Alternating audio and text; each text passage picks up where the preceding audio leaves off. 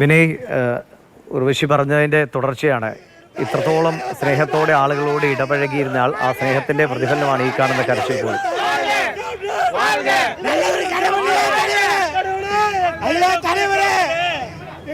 ഇപ്പോൾ ആരാധകരുടെ വിജയകാന്തിന്റെ എക്കാലത്തെയും അവരുടെ ആരാധകരുടെ പ്രതികരണമാണ്. അവരുടെ കണ്ണീരിൽ കുതിർന്ന അവരുടെ യാത്ര മൊഴിയാണ്. எதிர்கட்சி தலைவர் மக்களுக்காக விழிச்ச எங்க தலைவர் கேப்டன் ஜெயலலிதா வச்ச இடத்துல கலைஞர் வச்ச இடத்துல அந்த அரங்கத்துல எங்க தலைவருக்கு இடம் கொடுக்கணும். எங்க மக்களுக்காக எங்க தலைவர் வந்து கஷ்டப்படுற எங்க மக்கள் இடம் செய்து பார்த்தா எங்க மக்களுக்காக ஜெயலலிதா வச்ச இடத்துல கலைஞர் வச்ச இடத்துல எங்க தலைவர் கண்டிப்பாக இடம் கொடுத்தே ஆகணும். எங்க தலைவர் எதிர்கட்சி தலைவர் எங்க தலைவர் வந்து சொத்தை இருப்பாங்க எல்லாமே இழந்த மக்களுக்காக கொடுத்தாரு. எங்க தலைவருக்கு இன்னைக்கு முதலமைச்சரை வந்து எங்க தலைவருக்கு இடம் கொடுக்கறதுக்கு வைக்கிறதுக்கு முழு சம்மதங்களும் கூட தலைவருக்கு நல்ல மனிதர். எவ்வளவு பேர் அவங்க எல்லாம் கதறி அழுகிறத பாருங்க. உண்மையிலே அவங்க குடும்பத்துல ஒருத்தர் பிரிஞ்சிட்டோங்கிற மாதிரி ஒவ்வொருத்தரும் கதறி அழுகிறாங்க. அதை பார்க்கும்போது நம்மளாலே தாங்க முடியல. எல்லாரும் போல இங்க பணி செஞ்சது போதும், எனக்கு வந்து பணி செய்யணும் இறைவனை கூப்பிட்டார் போட்டிருக்கு.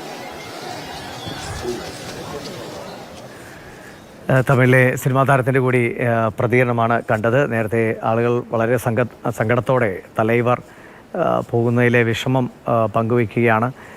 നേരത്തെ നമ്മളോട് പ്രതികരിച്ച ശ്രീമതി ഉർവശിയും പറഞ്ഞതുപോലെ അത്രത്തോളം സ്നേഹത്തോടെ ആളുകളോട് ഇടപെട്ടിരുന്നു. നടികർ സംഘത്തിൻ്റെ തലപ്പത്ത് അദ്ദേഹം ഇരിക്കുമ്പോൾ സ്വന്തം കീശയിൽ നിന്ന് പണമെടുത്ത് കാര്യങ്ങൾ ചെയ്യുക, സാധുക്കളായ അല്ലെങ്കിൽ അവശരായ കലാകാരന്മാരുടെ ഒരു ജീവിതം, അതിന് കുറച്ചുകൂടി സുരക്ഷിതത്വം ഉറപ്പാക്കാൻ വേണ്ടി സിനിമ നിർമ്മിക്കുന്ന നിലയിലേക്കൊക്കെ അദ്ദേഹം പോയിട്ടുണ്ട്.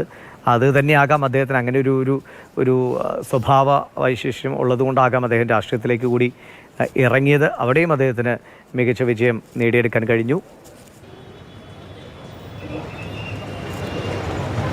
സാലിഗ്രാമത്തിൽ നിന്നും ഏകദേശം അടുത്ത് തന്നെയാണ് കോയമ്പേടുള്ള അദ്ദേഹത്തിൻ്റെ പാർട്ടി ആസ്ഥാനം എന്ന് പറയുന്നത്. ഏകദേശം ഒരു അരമണിക്കൂർ കൊണ്ട് എത്താൻ സാധിക്കും. പക്ഷേ സാലിഗ്രാമത്തിൽ നിന്ന് അദ്ദേഹത്തിൻ്റെ ഭൗതിക ശരീരം എത്ര പെട്ടെന്ന് എത്തിക്കാൻ പറ്റുമെന്ന് അറിയില്ല. കാരണം അത്രയും ജനപ്രവാഹമാണ് അദ്ദേഹത്തിൻ്റെ വീട്ടിലേക്കും ഇപ്പോൾ ഞാൻ നിൽക്കുന്ന ഈ പാർട്ടി ആസ്ഥാനത്തേക്കും ഉള്ളത്. പാർട്ടി ആസ്ഥാനത്തേക്ക് ഇപ്പോൾ പ്രവർത്തകരെ പോലീസ് കയറ്റിവിടുന്നില്ല. അത്രയും തിരക്ക് പുറത്തുണ്ട്. ഭൗതിക ശരീരം വരാതെ ആരെയും അകത്തേക്ക് കയറ്റേണ്ടതില്ല എന്നാണ് ലഭിച്ചിരിക്കുന്ന നിർദ്ദേശം. അതുകൊണ്ട് തന്നെയാണ് പാർട്ടി പ്രവർത്തകരെ പുറത്തിറങ്ങിയിരിക്കുന്നത്.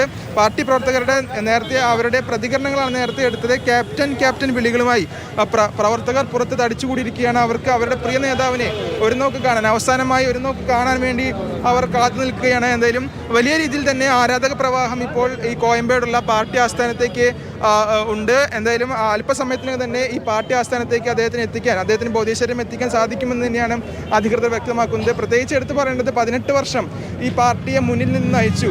ഒരു കാലഘട്ടത്തിൽ തമിഴ്നാട്ടിലെ മുഖ്യ പ്രതിപക്ഷ പാർട്ടിയായും DMDK വളർന്നു. അത്രയും പാർട്ടിയെ ഒരു ഉന്നത നിലയിലേക്ക് വളർത്തിയെടുത്ത അവരുടെ ജനപ്രിയ നേതാക്കളിൽ ഒരാളാണ് വിജയകാന്തിൻ്റെ വിയോഗം എന്ന് പറയുന്നത് ഈ പാർട്ടിയെ സംബന്ധിച്ചിടത്തോളം, തമിഴ്നാട്ടിലെ സാധാരണക്കാരെ സംബന്ധിച്ചിടത്തോളം വലിയ ഒരു നഷ്ടം തന്നെയാണ്. ഇപ്പോൾ പോലീസ് ഈ പാർട്ടി പ്രവർത്തകരെ ഉള്ളിലേക്ക് കയറ്റുന്നതിനുള്ള നടപടികൾ ആരംഭിക്കുമെന്നാണ് അറിയിച്ചിരിക്കുന്നത്. അതിനുവേണ്ടിയുള്ള ക്രമീകരണങ്ങൾ ഉന്നത പോലീസ് ഉദ്യോഗസ്ഥരടക്കം എത്തിക്കൊണ്ട് ഇപ്പോൾ ചെയ്യുന്നുണ്ട്. എന്തായാലും പാർട്ടി പ്രവർത്തകരും വിജയകാന്തിൻ്റെ ആരാധകരും വലിയ ദുഃഖത്തിൽ തന്നെയാണ്. അദ്ദേഹത്തിൻ്റെ ഇത്രയും കാലം ഏതാണ്ട് 150ഓളം സിനിമകളിലൂടെ അദ്ദേഹം അവർക്ക് മുന്നിലെത്തി ജനകീയനായ ഒരു നടനായിരുന്നു. സാധാരണക്കാരൻ നടൻ. MGRന് ശേഷം ഇത്രയും ജനകീയനായ ഒരു നടൻ തമിഴ്നാട്ടിൽ ഉണ്ടായിട്ടില്ല. കാരണം അദ്ദേഹത്തിൻ്റെ സിനിമകളെല്ലാം തന്നെ എടുത്തു കഴിഞ്ഞാൽ വളരെ ഗ്രാമീണ പശ്ചാത്തലമുള്ള സാധാരണക്കാരുടെ കഥ പറഞ്ഞ, സാധാരണക്കാരുടെ കൂടെ നിന്ന സിനിമകളായിരുന്നു. അതുകൊണ്ട് തന്നെയാണ് അദ്ദേഹത്തിന് ഇത്രയും അധികം ആരാധകരുള്ളത്. അതുകൊണ്ട് വലിയ രീതിയിൽ തന്നെ ആ വലിയ നടനെ, വലിയ നേതാവിനെ ഒരു ആദരാഞ്ജലികൾ അർപ്പിക്കാൻ തന്നെയാണ് ഇപ്പോൾ വളരെ അധികം താമസിയാതെ തന്നെ DMDK ആസ്ഥാനത്തേക്ക് ഭൗതിക ശരീരം എത്തുമെന്നാണ്. പക്ഷേ വിനയ് സൂചിപ്പിച്ച പോലെ വഴിനീളെ ആളുകളുടെ തിരക്കുണ്ടാവും. അവർക്കൊക്കെ അദ്ദേഹത്തെ അവസാനമായി ഒരു നോക്ക് കാണണമെന്ന് ആഗ്രഹമുണ്ടാവും. അപ്പോൾ ആ തിരക്കിനെയൊക്കെ പരിഗണിച്ച് മാത്രമേ DMDK ആസ്ഥാനത്തേക്ക് ഭൗതിക ശരീരം കൊണ്ടുവരാൻ കഴിയുള്ളൂ. ഏറെ സമയം തീർച്ചയായും പൊതുദർശനത്തിന് സമയമുണ്ടാകും. പക്ഷേ കോവിഡ് ബാധിച്ച് മരിച്ചതുകൊണ്ട് ആരോഗ്യവകുപ്പിൻ്റെ ചില നിർദ്ദേശങ്ങൾ കൂടി പരിഗണിക്കേണ്ടി വരും. അതുകൊണ്ട് ഇന്ന് തന്നെ സംസ്കാരത്തിനുള്ള സാധ്യതയുണ്ട്. അതിൻ്റെ കൂടുതൽ വിവരങ്ങൾ വരുന്നതേ ഉള്ളൂ.